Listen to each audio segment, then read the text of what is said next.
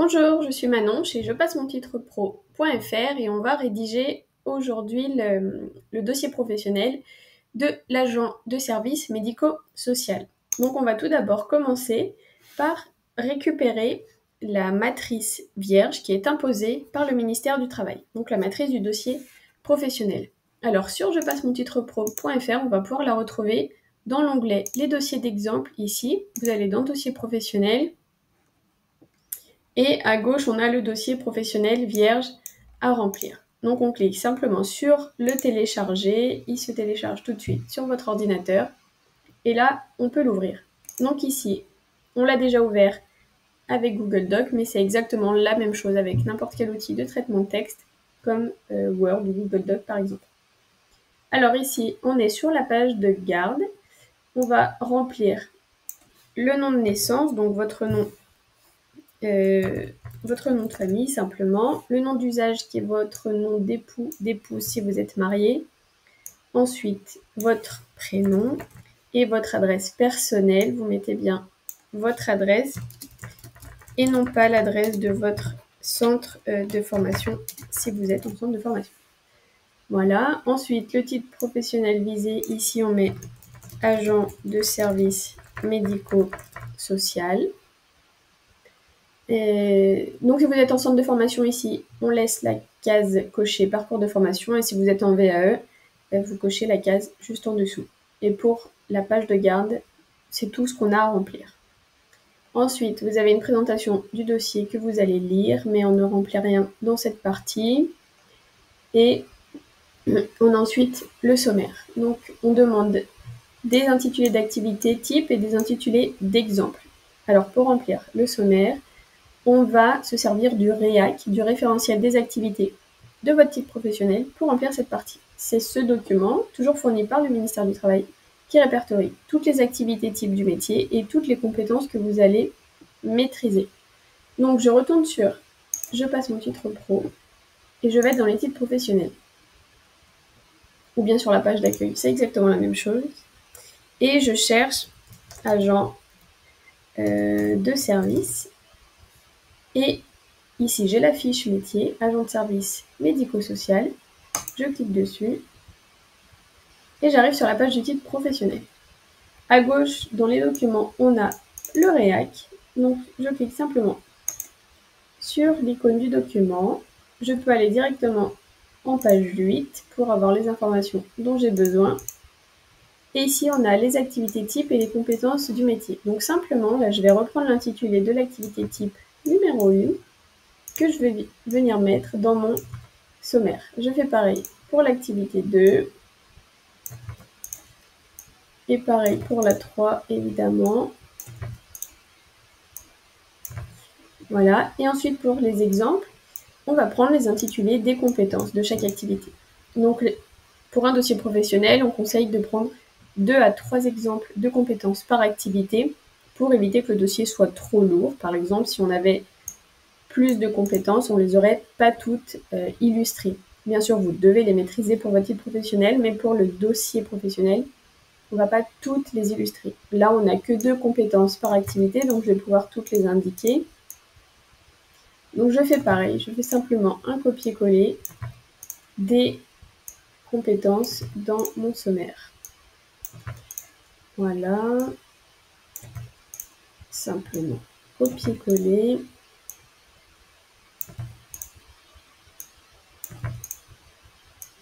Et enfin, la dernière partie. Ensuite, vous voyez, on n'a pas rempli toutes les lignes. Ici, il nous reste des exemples. Donc, on va pouvoir supprimer ces lignes. Alors, on n'a pas le droit de toucher à la mise en page de la matrice du dossier professionnel, mais par contre, supprimer une ligne qu'on n'a pas remplie, ça c'est évidemment possible. Ça permet de rendre le document plus lisible et moins brouillon. Donc, je sélectionne simplement les lignes que je veux enlever et je fais un clic droit, supprimer les lignes. Voilà, comme ça, on a un sommaire qui est propre et qui contient seulement les informations dont j'ai besoin. Ensuite, pour la suite, les exemples de pratiques professionnelles. C'est là qu'on va venir décrire toutes les tâches réalisées. Donc, pour l'activité type 1, on nous redemande l'intitulé et l'intitulé de l'exemple. Donc je refais pareil. Je viens les remettre. Et pour cette partie, on vous demande de décrire les tâches ou opérations effectuées et dans quelles conditions. Alors, ce que vous pouvez faire, c'est déjà organiser votre récit en plusieurs parties sous forme de tirets courts. Et après, vous venez développer chacune de ces parties. Au moins, ça vous permet d'organiser votre récit, de structurer votre récit. C'est un peu plus simple pour dire tout ce que vous avez à dire. Alors, par exemple, déjà, dans les grandes lignes, je peux dire préparation et matériel spécifique. Ensuite, dépoussiérage et protocole sanitaire. Ensuite, lavage des sols et ravitaillement. Et finalisation, déchets et traçabilité. Voilà, moi j'organise mon récit comme cela. Et ensuite, je vais pouvoir venir développer chacune de ces parties. Alors simplement pour la préparation et matériel spécifique, je dis que je commence par consulter le planning pour définir les zones et les priorités de la journée. Ensuite, je prépare mon chariot pneumatique. Alors quand vous avez des modèles d'outils utilisés, bien sûr, vous les notez. Je vérifie les lavettes microfibre de couleur, le balai trapèze et les produits chimiques. Je m'assure d'avoir le détergent désinfectant Agnosurf Premium pour les surfaces et le détartrant Bref Pro sanitaire pour les sanitaires. Donc, on vérifie les fautes. Et bien sûr, je m'équipe de mes gants en nitrile avant de positionner le chariot à l'écart pour ne pas gêner. Voilà pour cette partie. Ensuite, concernant le dépoussiérage et protocole sanitaire, je démarre le nettoyage par le dépoussiérage des surfaces comme table, interrupteur. J'utilise ma lavette microfibre bleue légèrement humidifiée en appliquant rigoureusement la méthode en S. Pour les zones hautes, j'utilise un plumeau microfibre télescopique.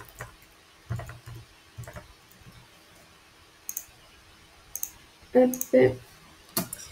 Les sanitaires. Non. Pour les sanitaires, j'utilise exclusivement ma lavette microfibre rouge. Après les lavabos, j'applique le détartrant sur les cuvettes que je frotte avec la brosse WC piquant. Puis je rince et essuie les abattements.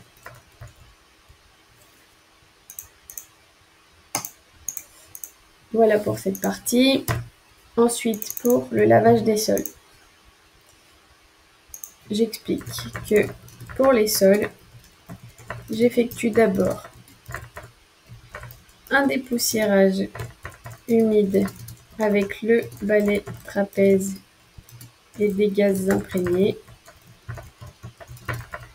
Je procède ensuite au lavage à l'aide de mon balai à franges en microfibre que j'essore via la presse à franges du chariot. Je nettoie en reculant par bande parallèle. Une fois la pièce terminée, je fais un contrôle visuel et je réapprovisionne les distributeurs à savon, les distributeurs de savon. Je réapprovisionne les distributeurs de savon ou de papier avec les recharges spécifiques. Et je peux citer des marques utilisées, comme celle-ci. Voilà pour cette partie. Et enfin, sur la finalisation déchets et traçabilité, je termine en remplaçant le mobilier, puis j'évacue les déchets vers le local de tri sélectif, conteneur gris et bleu. J'ai la règle de toujours vider les eaux usées dans l'évier technique. Je passe ensuite à l'entretien de mon matériel. Je lave les franges et lavettes dans la machine miel professionnelle avec le modèle professionnel. Et pour conclure l'intervention, je remplis la fiche papier de traçabilité avec la date, l'heure et ma signature. Donc voilà, et là vous avez montré que vous savez nettoyer les locaux et sanitaires communs dans le respect des modes opératoires. Donc vous êtes le plus précis possible, vous détaillez tout ce que vous pouvez pour montrer que vous savez exercer cette compétence. Ensuite, on vous demande de préciser les moyens utilisés. Donc là, vous allez lister tous les outils que vous avez eu en main pour effectuer toutes les tâches que vous avez précédemment indiquées. Donc là, je peux évoquer le chariot de ménage pneumatique pour rangement et transport. Ensuite, les lavettes microfibres, bleu, rouge, verte pour un essuyage ciblé. Balai trapèze et les gaz dépoussiérage humide. Ensuite, balai à franges microfibre, lavage des sols. Presse à franges pour un essorage efficace. Un plumeau microfibre télescopique, j'ai oublié, pour les poussières en hauteur. Une brosse WC Vican pour l'entretien des cuvettes et des produits Agnoseur Premium pour la désinfection. Et donc là, j'ai indiqué tous les moyens que j'ai eu en main et qui sont bien dans mon récit pour l'exercice de cette compétence, pour toutes mes tâches. Ensuite, avec qui vous avez travaillé. Donc là, vous précisez simplement que pendant mes interventions, j'ai collaboré avec l'aide-soignante de l'unité, car il fallait coordonner mes passages dans les chambres et les sanitaires avec les soins donnés aux résidents. J'ai également travaillé avec l'agent de maintenance, notamment pour signaler des anomalies comme une fuite d'eau ou un distributeur cassé, par exemple. Enfin, j'ai échangé avec l'animatrice quand les activités des résidents se déroulaient dans les espaces communs. afin de planifier le nettoyage sans gêner leur organisation, simplement. Donc, pour la partie suivante, dans le contexte, ici on vous demande le nom de l'entreprise que vous allez mettre dans cette partie-là. Là, le service concerné, donc là, on est sur du nettoyage. On vous demande la période d'exercice ici, donc vous mettez simplement les dates de votre période en entreprise. Donc à titre d'exemple, je mets ça. Et ensuite, vous pouvez rajouter des informations complémentaires, mais qui sont facultatives. Mais par exemple, je pourrais dire, j'ai pu acquérir de la méthode et une grande rigueur dans l'application des règles d'hygiène. J'ai appris à organiser mes tâches tout en respectant les besoins des résidents et le fonctionnement de l'équipe. Cela m'a donné confiance dans ma capacité à assurer un travail de qualité dans un cadre médico-social. Voilà pour cette partie. Là, vous avez maintenant terminé de remplir la partie sur l'exemple 1 et vous allez faire pareil pour tous les exemples à venir. Donc là, vous remettez l'intitulé de l'activité 1, vous passez à l'exemple 2 et ainsi de suite jusqu'à avoir développé tous les récits concernant les compétences qui sont dans votre sommaire. Bien sûr, vous respectez bien l'ordre des compétences que vous avez mis dans le sommaire. Une fois que cette partie est terminée, on arrive à la partie suivante, les titres et diplômes, attestation de formation. Donc là, on vous demande tous les diplômes que vous avez déjà en votre possession, même s'ils n'ont absolument aucun lien avec le titre professionnel visé. Donc par exemple, on peut indiquer un baccalauréat avec l'organisme qui vous l'a délivré. Donc vous mettez le nom de votre lycée et une date d'obtention. Bien sûr, vous mettez vos informations. Et une fois que vous avez rempli toute cette partie, s'il nous reste des lignes qu'on n'a pas utilisées, je peux de nouveau les supprimer. Comme ça, le tableau est très clair et lisible. La partie suivante, c'est une déclaration sur l'honneur. Ici, vous allez attester que tout ce que vous avez écrit est vrai. Donc, vous indiquez simplement votre nom, prénom. Vous enlevez les parenthèses si ça s'applique à vous. Vous indiquez une ville, votre ville, et une date pour la rédaction, comme ceci. Et quand vous aurez terminé votre dossier professionnel, vous allez l'imprimer en plusieurs fois. Et ici, vous allez devoir signer de manière manuscrite. Et la dernière partie du dossier professionnel, c'est les documents qui illustrent la pratique professionnelle, autrement dit, les annexes. Ici, on va venir indiquer les intitulés des annexes et juste après, on peut mettre les photos, les captures d'écran qu'on veut montrer. Donc par exemple, j'ai utilisé un chariot pneumatique, donc j'ai pris une photo et je viens le mettre en photo ici. Alors, je la rapetissis un petit peu pour que ce soit plus lisible. Et juste en dessous, je vais mettre en légende utilisation d'un chariot pneumatique. Et donc, je viens prendre cette même légende que je viens mettre dans mon tableau en annexe 1, utilisation d'un chariot pneumatique. Ensuite, je peux passer à la page suivante. On a parlé des machines de lavage industriel miel.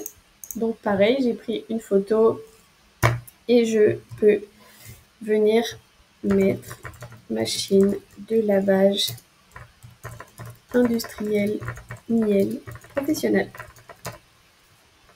Comme ça, j'illustre vraiment les conditions dans lesquelles j'ai effectué ma période en entreprise.